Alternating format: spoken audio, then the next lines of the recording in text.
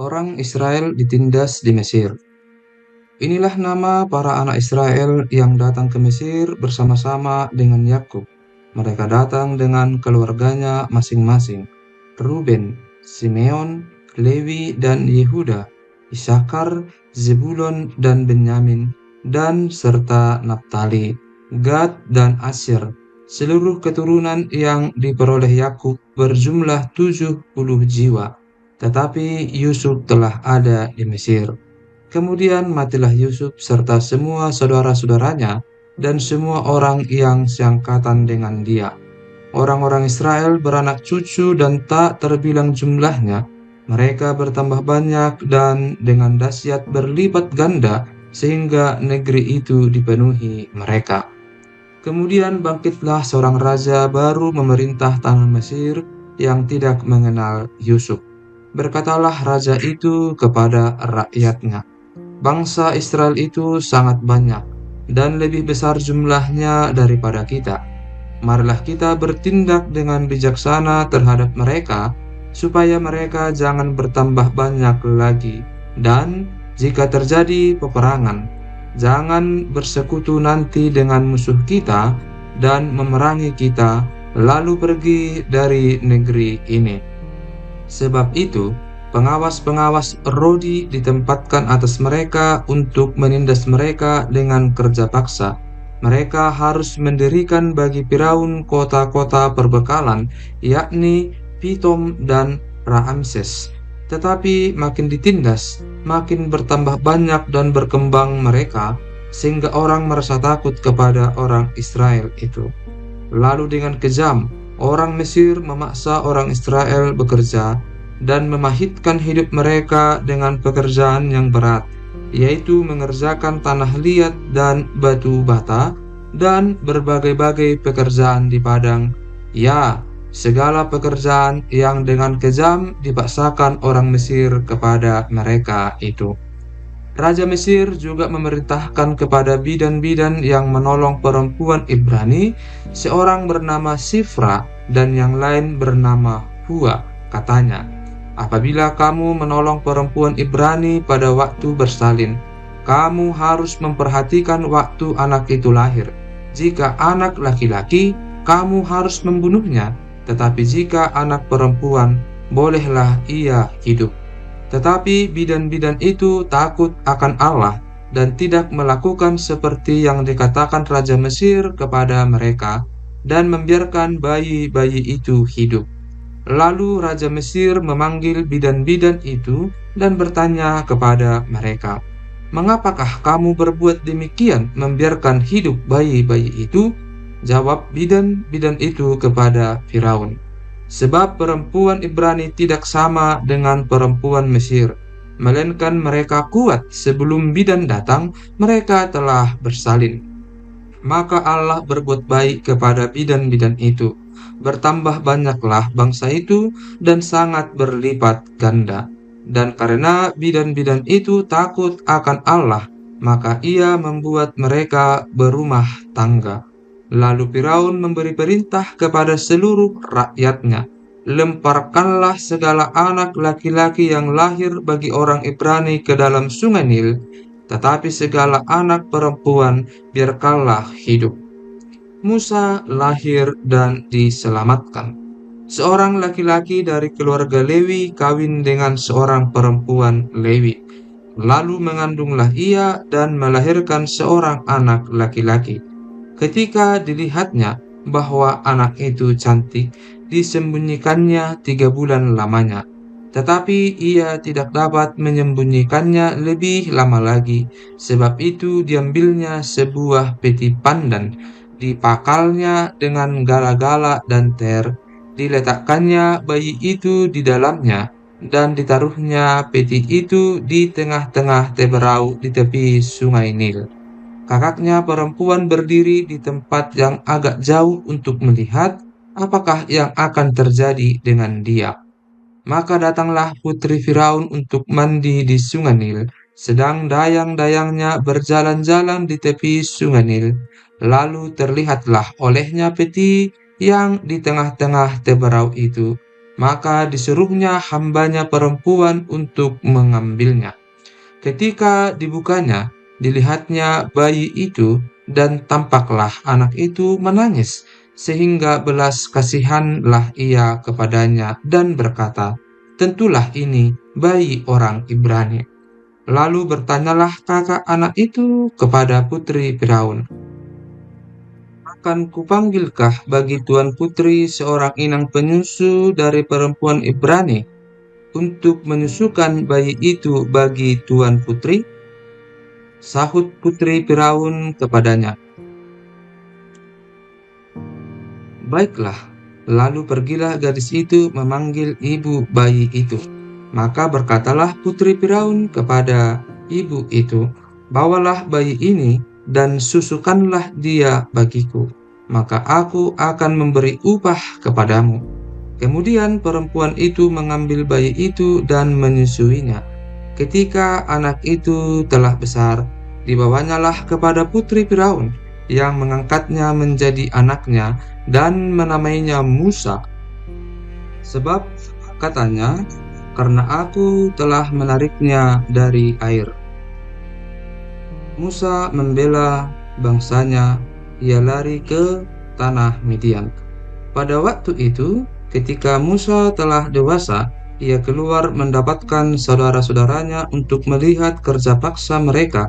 Lalu dilihatnyalah seorang Mesir memukul seorang Ibrani, seorang dari saudara-saudaranya itu. Ia menoleh ke sana-sini, dan ketika dilihatnya tidak ada orang, dibunuhnya orang Mesir itu dan disembunyikannya mayatnya dalam pasir. Ketika keesokan harinya ia keluar lagi, didapatinya dua orang Ibrani tengah berkelahi. Ia bertanya kepada yang bersalah itu, "Mengapa engkau pukul temanmu?" Tetapi jawabnya, "Siapakah yang mengangkat engkau menjadi pemimpin dan hakim atas kami?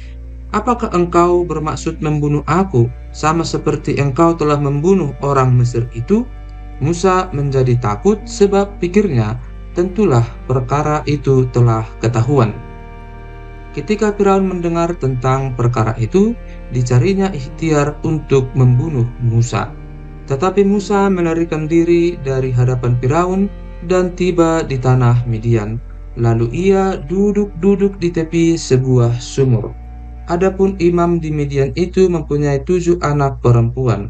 Mereka datang menimba air dan mengisi palungan-palungan untuk memberi minum kambing domba ayahnya. Maka datanglah gembala-gembala yang mengusir mereka, lalu Musa bangkit menolong mereka dan memberi minum kambing domba mereka. Ketika mereka sampai kepada Rehuel ayah mereka, berkatalah ia, "Mengapa selekas itu kamu pulang hari ini?" Jawab mereka, "Seorang Mesir menolong kami terhadap gembala-gembala, bahkan ia menimba air banyak-banyak untuk kami dan memberi minum kambing domba." Ia berkata kepada anak-anaknya, "Di manakah ia? Mengapakah kamu tinggalkan orang itu? Panggillah dia makan." Musa bersedia tinggal di rumah itu, lalu diberikan Rehuellah Zipora anaknya kepada Musa.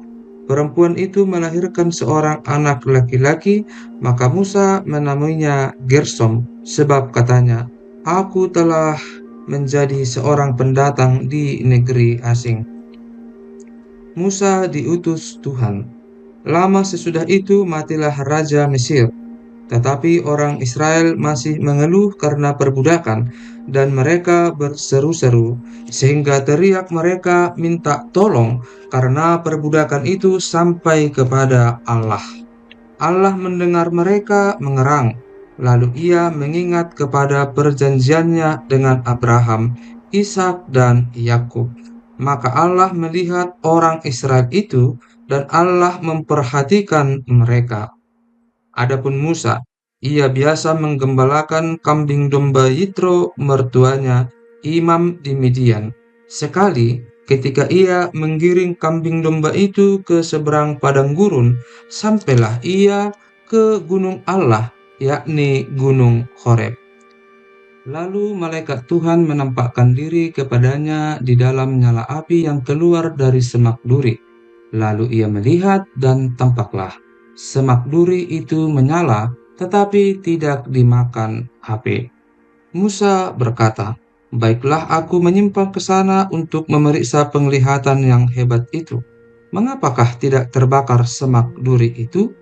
Ketika dilihat Tuhan bahwa Musa menyimpang untuk memeriksanya, berserulah Allah dari tengah-tengah semak duri itu kepadanya, "Musa, Musa!" Dan ia menjawab, "Ya, Allah." Lalu ia berfirman, "Janganlah datang dekat-dekat, tanggalkanlah kasutmu dari kakimu, sebab tempat di mana engkau berdiri itu adalah tanah yang kudus."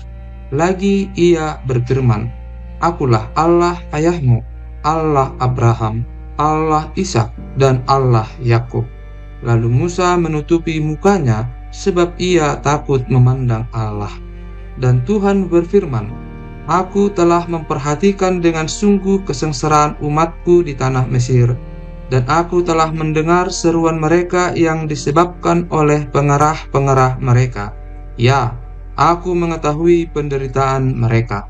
Sebab itu, aku telah turun untuk melepaskan mereka dari tangan orang Mesir dan menuntun mereka keluar dari negeri itu ke suatu negeri yang baik dan luas, suatu negeri yang berlimpah-limpah susu dan madunya, ke tempat orang Kanaan, orang Het, orang Amori, orang Peris, orang Hewi, dan orang Yebus. Sekarang seruan orang Israel telah sampai kepadaku. Juga telah kulihat betapa kerasnya orang Mesir menindas mereka. Jadi sekarang, pergilah. Aku mengutus engkau kepada Firaun untuk membawa umatku orang Israel keluar dari Mesir." Tetapi Musa berkata kepada Allah, "Siapakah aku ini? Maka aku yang akan menghadap Firaun dan membawa orang Israel keluar dari Mesir." Lalu firman-Nya, "Bukankah aku akan menyertai engkau? Inilah tanda bagimu bahwa aku yang mengutus engkau. Apabila engkau telah membawa bangsa itu keluar dari Mesir, maka kamu akan beribadah kepada Allah di gunung ini." Lalu Musa berkata kepada Allah, "Tetapi apabila aku mendapatkan orang Israel dan berkata kepada mereka, 'Allah nenek moyangmu telah mengutus aku kepadamu,' dan mereka bertanya kepadaku, 'Bagaimana tentang namanya?' Apakah yang harus kujawab kepada mereka?" Firman Allah kepada Musa, "Aku adalah Aku." Lagi firman-Nya, "Beginilah kau katakan kepada orang Israel itu, Akulah, aku telah mengutus aku kepadamu." Selanjutnya berfirmanlah Allah kepada Musa, "Beginilah kau katakan kepada orang Israel, Tuhan, Allah nenek moyangmu, Allah Abraham, Allah Ishak, dan Allah Yakub telah mengutus aku kepadamu.